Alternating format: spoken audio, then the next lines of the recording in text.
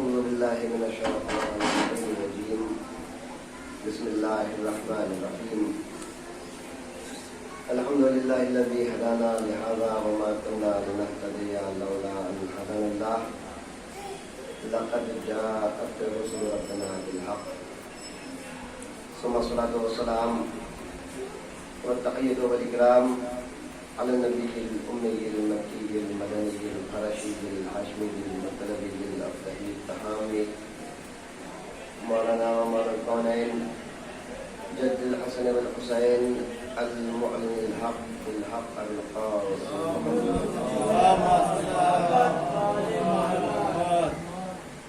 وعلى أهل بيته الطيبين الطاهرين الغر الميامين المعصومين المظلومين المنتخبين المنتجبين ولعنة الله الدائمة الباقية على أعدائهم وقتلتهم وغاصب حقوقهم ومنكري فضائلهم وطهارتهم ومصائبهم والمنحرفين عنهم والشاكين فيهم أجمعين من الآن إلى قيام يوم الدين. آمين يا رب العالمين. أما بعد فقد قال الله تبارك وتعالى في كتابه المجيد وفرقانه الحميد وهو أصدق القائلين وقوله الحق. بسم الله الرحمن الرحيم. فاسألوا أهل الذكر إن كنتم لا تعلمون. يدور الشاطر مجرى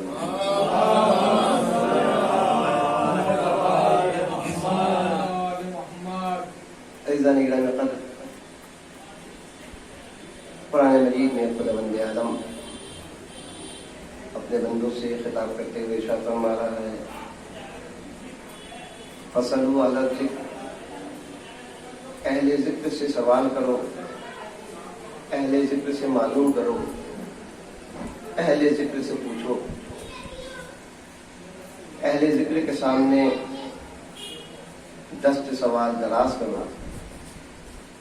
ان کنتم لا تعلمون، اگر تم لا علم ہو، اگر تم جانتے نہیں. اگر ہمارے پاس علم نہیں ہے، اگر ہم جانتے نہیں ہیں تو خداوند عالم ہمیں معلوم کرنے کی دعوت دے رہا ہے. نہ جاننے والے کا فریضہ ہے، نہ جاننے والے کی ذمہ داری ہے کہ وہ جاننے والے سے معلوم کرے، جاننے والے سے پوچھے. دنیا میں سب ایسے ہیں کہ جو لا علم ہیں، جو نہیں جانتے ہیں. بس 14 ایسے ہیں کہ جو سب کچھ جانتے ہیں. ان 14 کے علاوہ کوئی یہ دعویٰ نہیں کر سکتا کہ ہم سب کچھ جانتے ہیں. جو معیار، جو علم، جو صلاحیت، جو نالج، جو گیان، جو مرتبہ، جو علم، جو رتبہ خداوند عالم نے 14 کو عطا فرمایا ہے، وہ مخلوقات میں کسی اور کو نہیں عطا کیا. اور 14 ہستیاں، 14 شخصیتیں، 14 ذوات مقدسہ وہ ہیں کہ جنہوں نے ہر سائل کے سوال کا جواب دیا. 14 میں بھی ایک شخصیت، ایک کردار، ایک بندہ ایسا نظر آیا کہ جس نے بزم رسالت پر بیٹھ کر فخر و مباحات کے الفاظ یوں ادا کیے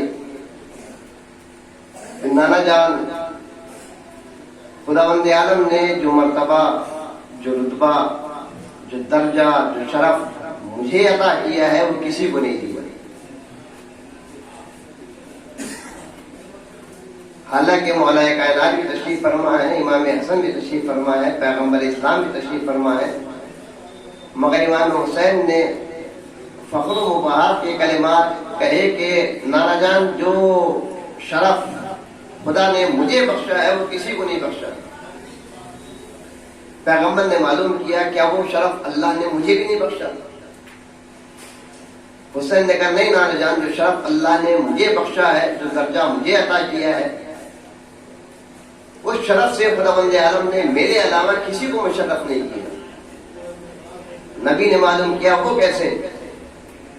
حسین نے مسکرا کے فرمایا نانا جان بتائیے، جیسا نانا اللہ نے مجھے دیا ہے کہ آپ کا نانا ہے، جیسی نانی میری ہے کہ آپ کی نانی ہے، جیسا دادا اللہ نے مجھے عطا کیا ہے کہ آپ کا دادا ہے، جیسی دادی میری ہے کیا کسی اور کی آپ کی دادی ہے، جیسا باپ اللہ نے مجھے دیا ہے کہ کسی اور کا باپ ہے، جیسی ماں اللہ نے مجھے عطا فرمائی ہے کہ کسی اور کو عطا کی ہے، جیسا بھائی اللہ نے مجھے دیا ہے کہ کسی اور کو دیا ہے۔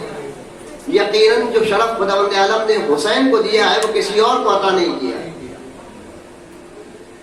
یہی وجہ ہے شاید کہ آج دنیا کے خطے خطے پر جگہ جگہ حسینیت کا پرچم بلند ہے۔ کوئی جگہ کوئی مقام ایسا نہیں ہے کہ جہاں پر حسین کی صف اذاں نہ بچھی ہو، حسین کا ماتم نہ ہوتا ہو، صدائے یا حسین بلند نہ ہوتی ہو۔ ہر جگہ سے ماتم حسین، صدائے حسین کی آواز آ رہی ہے۔ حسین قتل ہو کے بھی جیت گئے، یزید قتل کر کے بھی ہار گیا، حسین شہید ہو کے بھی جیت گئے، یزید شہید ہو کے بھی ہار گیا۔ کہنے والے کہتے ہیں کہ بظاہر حسین قتل ہو گئے، بظاہر حسین ہار گئے، بظاہر حسین شکست کھا گئے، لیکن حقیقتاً اور اصلاً حسین جیت گئے، یزید ہار گیا۔ جب عام طور پر چار لوگوں میں گفتگو ہوتی ہے، سب یہ کہتے ہیں کہ بظاہر ظاہری طور پر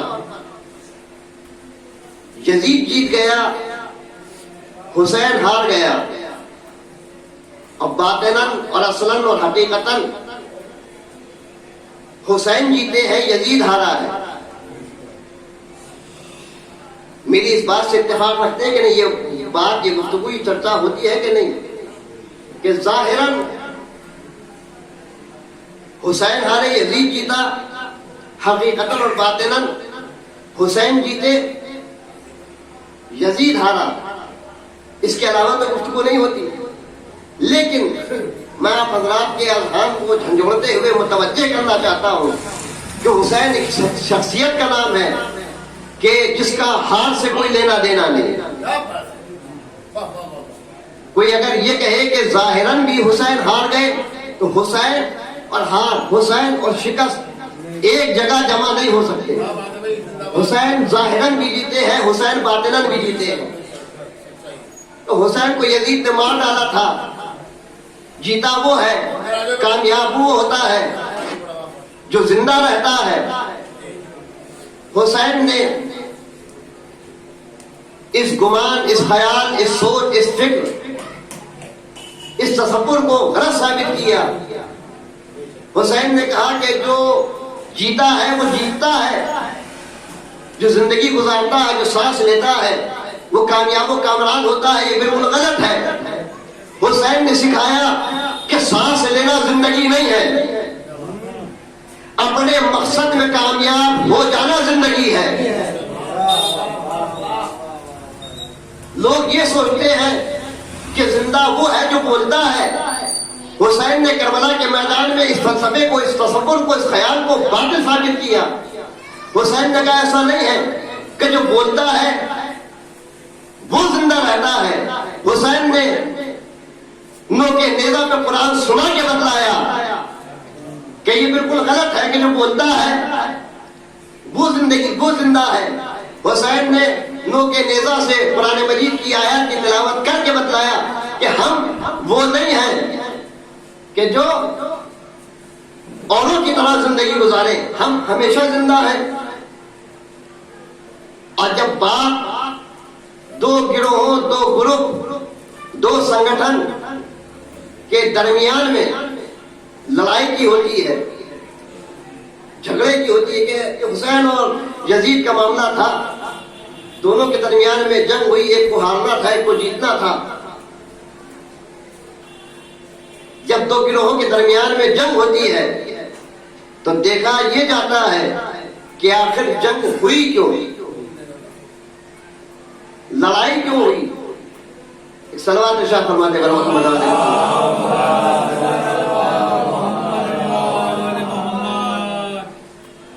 صلوات پڑھنے کو کہا تھا میں نے.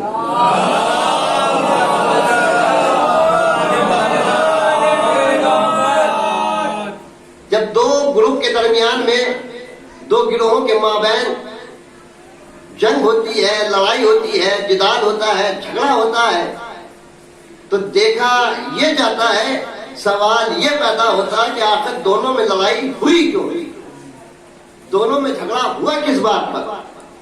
جب بھی کسی دو آدمیوں کے درمیان، دو گروپ کے مابین جھگڑا ہوگا، لڑائی ہوگی، تو کوئی ایک تیسری چیز ضرور موجود ہوگی. مال کے اوپر ہوگا، پیسوں کے اوپر ہوگا، زمین کے اوپر ہوگا، اولاد کے اوپر ہوگا، یا جائیداد کے اوپر جھگڑا ہوگا. یزید اور حسین کے درمیان میں کربلا میں جنگ ہوئی، جہاد ہوا، لڑائی ہوئی. تو سوال یہ ہے کہ آخر لڑائی ہوئی کیوں؟ ضرور کوئی نہ کوئی تیسری چیز موجود ہے کہ جس کی وجہ سے لڑائی ہوئی. جب دو گروپ کے درمیان، دو لوگوں کے درمیان جھگڑا ہوتا ہے تو مقصد دیکھا جاتا ہے، یہ نہیں دیکھا جاتا کہ مرا کون اور مارا کس نے، بلکہ دیکھا یہ جاتا ہے کہ اپنے مقصد میں کامیاب کون ہوا. ضرور کسی نہ کسی چیز کے اوپر جھگڑا ہوتا ہے، کسی نہ کسی چیز کے اوپر لڑائی ہوتی ہے. دیکھا یہ جائے گا کہ وہ تیسری چیز آخر ملی کسے.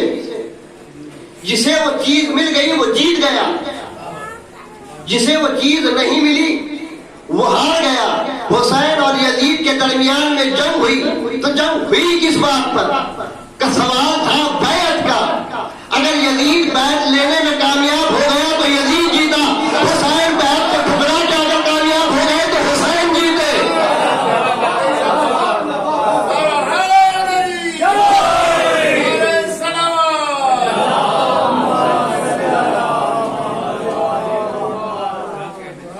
اگر بیعت کا سوال پورا نہ ہوا، بیعت کا سوال ادھورا رہا، تو اس کا مطلب یہ کہ حسین جیتے. حسین اپنے مقصد میں کامیاب ہو گئے. حسین نے بیعت کو انکار کر کے، نہیں کہہ کے، دین پیغمبر کی آبرو بچا لی. جب دو لوگوں کے درمیان میں جھگڑا ہوتا ہے تو جو اپنے مقصد میں کامیاب وہ جیت گیا، جو اپنے مقصد میں ناکام رہا وہ ہار گیا.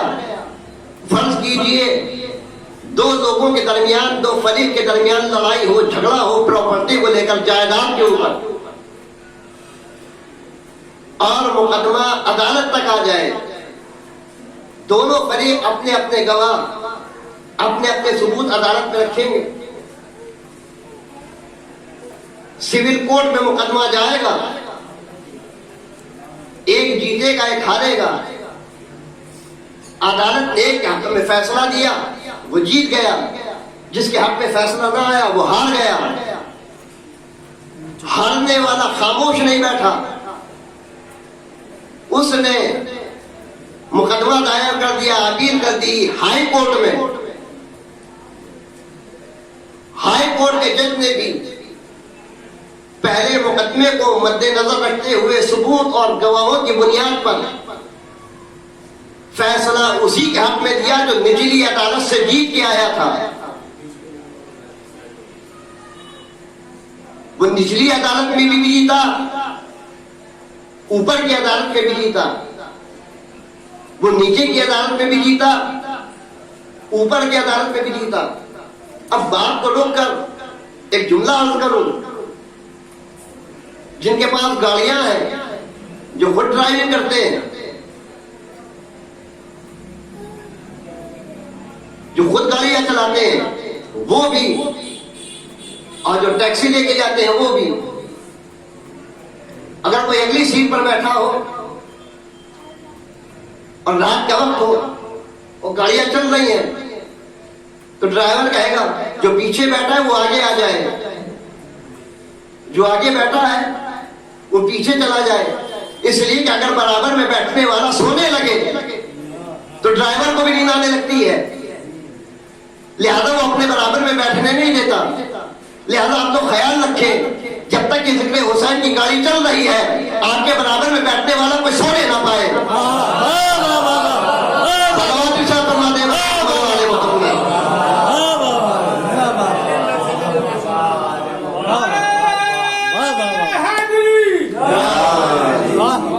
سلوات ایسی ارشاد فرماتے کہ نیند کی غشی جو ہے وہ ختم ہو جائے.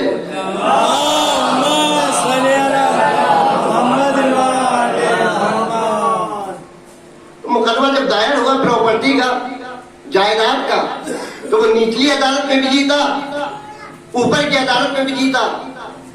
اب جو ہائی کورٹ سے جیتا وہ جیتنے کے بعد باہر نکل کے آیا چہرہ لٹکا ہوا. جیتنا والا بھی سامنے ہے ہارنے والا بھی سامنے ہے لیکن اس نے کہا کہ دیکھو اب تم یہ سمجھ لو تم یہاں سے جیت گئے میں یہاں سے ہار گیا تو میں خاموش نہیں بیٹھوں گا. میں سپریم کورٹ جاؤں گا جو سب سے بڑی عدالت ہے اس میں جا کے مقدمہ دائر کروں گا اپیل کروں گا. اب جو جیتا ہے وہ کیا کرے خاموش بیٹھ جائے کہ 2 عدالتوں سے جیت چکا ہوں وہاں جا کے کیا کروں گا. نہیں پڑھا لکھا آدمی آگے بڑھ کے کہے گا دیکھو اگر تم سپریم کورٹ نہ گئے اور تم نے سوچ لیا کہ میں یہاں 2 عدالتوں سے جیت چکا ہوں وہاں جا کے میں کیا کروں گا وہاں جا کے میرا کیا فائدہ.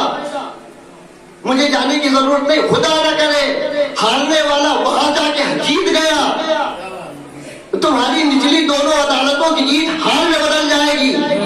اس کا مطلب تم سپریم کورٹ سے بھی ہارے ہائی کورٹ سے بھی ہارے سول کورٹ سے بھی ہارے لیکن اگر سپریم کورٹ میں جیت گئے تو اس کا مطلب سول کورٹ سے بھی جیتے ہائی کورٹ سے بھی جیتے سپریم کورٹ سے بھی جیتے. دین الہی کا مقدمہ کربلا جیسی سپریم کورٹ میں آ گیا تھا. اگر حسین بیعت کر لیتے تو صرف کربلا نہ ہارتے خیبر بھی ہارتے خندق بھی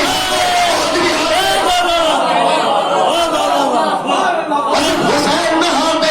حسین کے اوپر 1,24,000 نبیوں کی محنتیں تھی 1,24,000 نبیوں کی نبوتیں تھی. اگر حسین ہارتے آدم بھی ہارتے نوح بھی ہارتے ابراہیم بھی ہارتے زکریا بھی ہارتے یوسف بھی ہارتے لوط بھی ہارتے شعیب بھی ہارتے سلیمان بھی ہارتے موسیٰ بھی ہارتے عیسیٰ بھی ہارتے لیکن حسین نے انکار کر کے خود کو جیت حاصل نہیں کی بلکہ حسین کربلا بھی جیتے بدر بھی جیتے حنین بھی جیتے صفین بھی جیتے خندق بھی جیتے خیبر بھی جیتے جبل بھی جیتے. اور اس طرح حسین نہیں جیتے حسین کے ساتھ ساتھ آدم بھی جیتے نوح بھی جیتے موسیٰ بھی جیتے عیسیٰ بھی جیتے.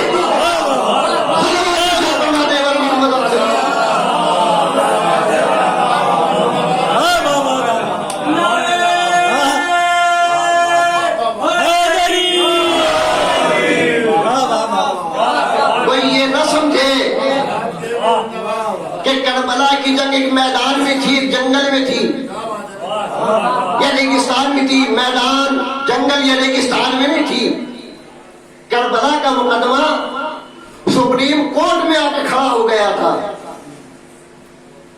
اسی بات کو ہم آگے بڑھتے ہیں. جب بھی 2 فریقوں کے درمیان 2 لوگوں کے مابین جھگڑا ہوگا لڑائی ہوگی ایک جیتے گا ایک ہارے گا. جیتنے والا خوش ہوا ہارنے والے کو دکھ ہوا افسوس ہوا. اس نے اس دکھ کے عالم میں جب غصہ آیا غصے میں جیتنے والے کا قتل کر دیا. متوجہ ہے بندہ جیتنے والے کا قتل کر دیا. کیا کیا اس نے گولی مار دی. فائرنگ کی آواز جج کے کانوں میں گئی. جج نے معلوم کیا کیا ہوا کہ وہ جو ابھی مقدمہ چل رہا تھا اس پہ جیتا ہے کھارا تو ہارنے والے نے جیتنے والے کو گولی مار دی. ہارنے والے نے جیتنے والے کا مرڈر کر دیا قتل کر دیا. کہ جو جیتا ہے اسے گرفتار کر کے لے کے آؤ. ہارنے والے کو قتل کرنے والے کو گرفتار کیا گیا.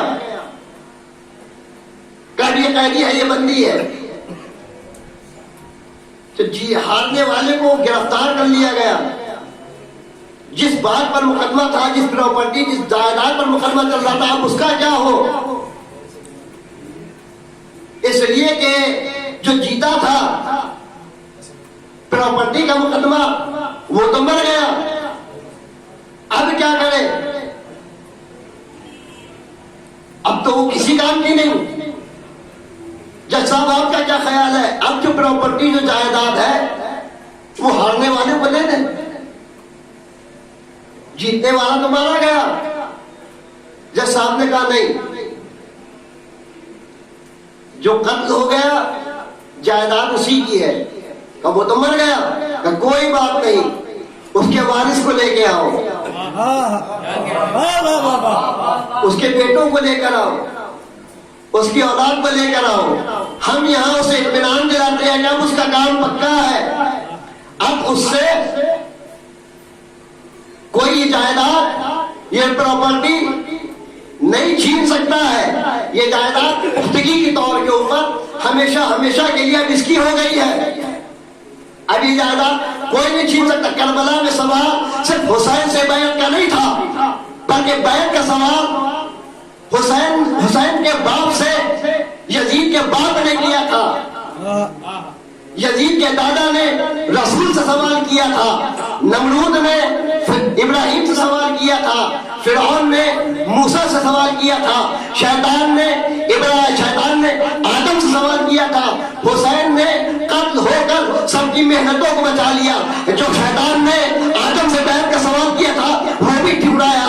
پھر نمرود نے جو ابراہیم سے سوال بیعت کیا تھا وہ بھی ٹھکرایا. فرعون نے جو موسیٰ سے سوال بیعت کیا تھا وہ بھی ٹھکرایا. تمام نبیوں کی نعمتیں اس طریقے سے بتائی، اس طریقے سے بیعت کا سوال ٹھکرایا کہ حسین نے اپنا سر تو دے دیا، مگر بیعت کا سوال حسین کے بعد زین العابدین سے ہوا، یہ محمد باقر سے. صلوات ارشاد فرماتے ہیں.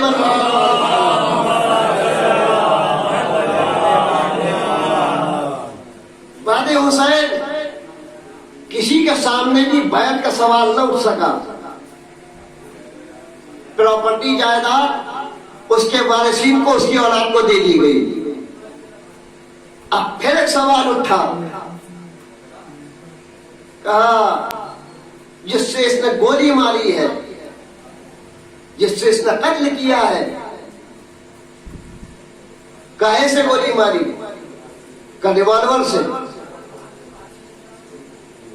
اب ریوالور کس کا تھا؟ جج سوال اٹھائے گا، جس اسلحے سے، جس ہتھیار سے، جس پستول سے، جس ریوالور سے قتل ہوا وہ کس کا تھا؟ اب تفتیش ہوئی، تحقیقات ہوئی تو پتہ کرنے پر معلوم ہوا جس ریوالور سے گولی چلائی گئی تھی وہ خود اس کا نہیں تھا. پھر کس کا تھا؟ کہ وہ کسی وی آئی پی آدمی کا تھا، وہ کسی بڑے آدمی کا تھا. اچھا، اس کا نام لے کر آئیے. کس کا ریوالور تھا؟ اس لیے کہ جس کا لائسنس بھی نہیں ہے. اب لوگ آ جاتے ہیں، کچھ قوتیں آ گئیں، کچھ طاقتیں آ گئیں. ایسا ہے وی آئی پی صاحب نے اپنی پوری زندگی بڑی عزت سے گزاری ہے. ایسا نہ ہو کہ ان کو اوپر آنچ آ جائے. ایسا کرو تم یہ سارا الزام اپنے اوپر لے لو کہ یہ ہتھیار بھی میرا، یہ ریوالور بھی میرا، یہ قتل بھی میں نے کیا، یہ سب کچھ میں نے کیا. اگر تم ایسا کرو گے تو وہ بچ جائیں گے. اور جب لوگ کھل جاتے ہیں تو کہتے ہیں ہاں وہ یزید نے قتل کیا تھا. نہیں، صرف یزید کو نہیں لایا جائے گا بلکہ یزید سے پیچھے جتنے تھے سب کو کھینچا جائے گا. یہ ذہن کس کا تھا؟ یہ سازش کس کی تھی؟ یہ پلاننگ کس کی تھی؟ یہ ذہن کس کا تھا؟ یہ دماغ کس کا تھا؟ یہ سوچ کس کی تھی؟ یہ فکر کس کی تھی؟ یہ تو معاملہ قتل کا ہے، یہ تو معاملہ مرڈر کا ہے. آپ لوگ مجھ سے زیادہ جانتے ہیں. اگر کوئی چھوٹا سا جیب کترا بھی پکڑا جائے تو اس سے پوچھا جاتا ہے بتا تیرا باپ کیا کرتا ہے؟ متوجہ ہے؟ جیب کترے سے بھی پوچھا جاتا ہے بتا تیرا باپ کیا کرتا ہے؟ بھائی جیب اس نے کتری ہے، اس سے اس کا باپ کا کیا لینا دینا؟ کہ نہیں، باپ کے بارے میں اس لیے پوچھا جا رہا ہے اس سے اس کے گھر کا پتہ چلے گا، اس کے خاندان کا پتہ چلے گا، اس کی تربیت کا کیا، اس کے تربیت کا پتہ چلے گا۔ لوگ کہتے ہیں یہاں یزید نے قتل کر دیا تھا، نہیں، صرف یزید کو نہیں دیکھا جائے گا، یزید کے باپ کو بھی عدالت میں کیا جائے گا۔ یہ دماغ کس کا تھا، یہ ذہن کس کا تھا، یہ تربیت کس کی تھی؟ اس لیے کہ یزید کا اپنا دماغ نہیں تھا، یہ پرانی سازش تھی جو کربلا میں انجام دی گئی۔ درود ارشاد فرماتے ہیں محمد علیہ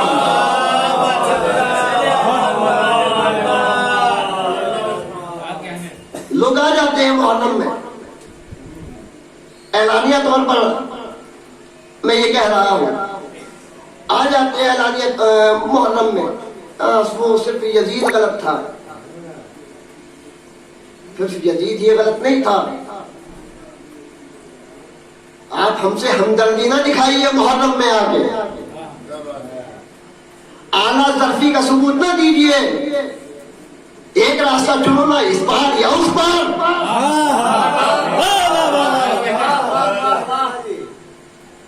یہ کیا ادھر بھی ملے ہوئے ہیں ادھر بھی ملے ہوئے ہیں، فیصلہ کرو نا کدھر ہو، ایک طرف آؤ نا۔ یہ محرم میں آ کے اپنائیت کی دلیل، اپنائیت کا ثبوت کہ ہاں یزید غلط تھا، یزید غلط نہیں تھا، یزید سے پہلے کا پورا نظام غلط تھا، پورا سسٹم غلط تھا۔ اگر کوئی یہ کہا یزید غلط تھا، وہ تحت حکومت پر بیٹھ گیا تھا، یزید خدا کے زبردستی کو نہیں بیٹھا تھا، اب وہ آزاد امیدوار کو نہیں تھا، پارٹی نے ٹکٹ دیا تھا، اجماع سے بنا تھا، شورا سے بنا تھا، بیعت ہوئی تھی، تقریباً 18,000 مفتیوں نے بیعت کی تھی۔ لوگ یہ کہتے ہیں کہ جب سب نے بیعت کر لی تھی تو حسین نے کیوں نہ کی؟ ہم سے نہ پوچھو کہ جب سب نے کر لی تھی تو حسین نے کیوں نہ کی، ہمیں بتاؤ جب حسین نے نہیں کی تو سب نے کیسے کر لی؟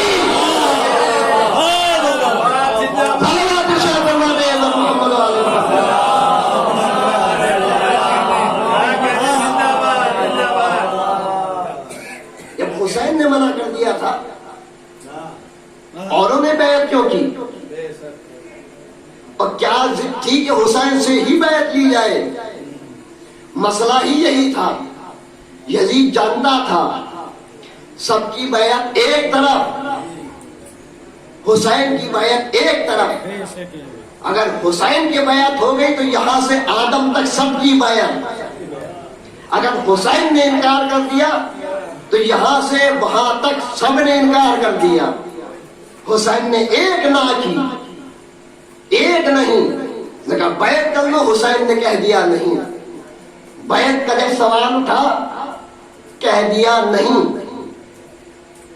واللہ اس نہیں نے رکھی آبروئے دی، برباد کر کے رکھ دیا ظلم شدید کو، ماری فنا کی ٹھوکر تاج یزید کو۔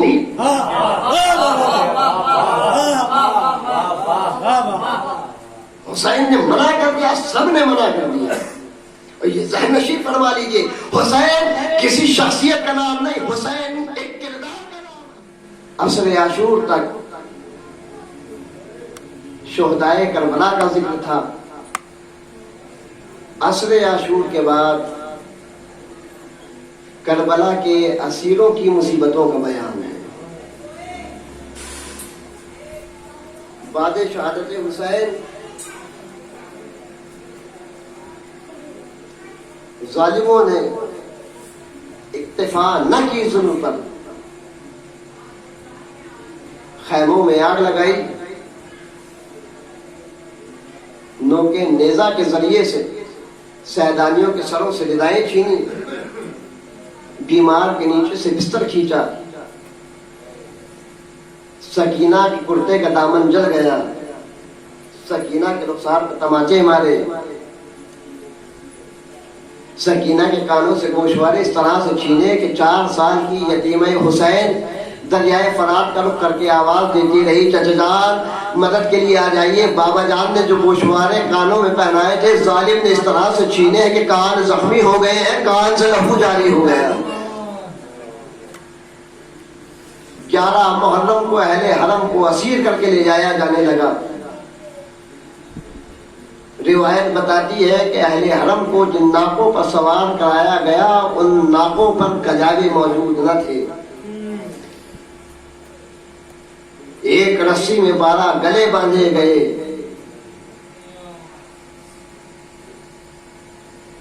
قافلے کو گنج شہیدہ سے گزارتے ہوئے جب اشقیاء آگے لے کے چلے تو روایت کہتی ہے کہ مقام پر وہ نیزہ کہ جس پر سلے سلطان کربلا بلند تھا خولی کے ہاتھ سے چھوٹ کر زمین میں نصب ہو گیا۔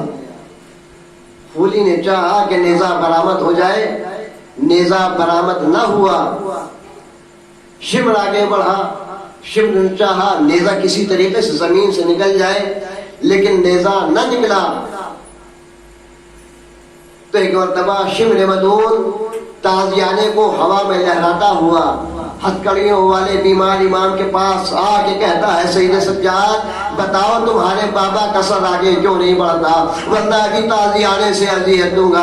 اتنا سننا تھا سید سجاد ناقے کی بلندی سے نیزے تشریف لائے، سر حسین کے قریب آ کے کہتے بابا جان آپ کے بیمار بیٹے میں اب تازیانے کھانے کی طاقت نہیں ہے، بتائیے آپ کا سر مبارک آگے کیوں نہیں بڑھتا۔ کٹے ہوئے سر سے آواز آئی، میرے لال سید سجاد میرے سینے پہ سونے والی سکینہ قافلے سے جدا ہو گئی ہے۔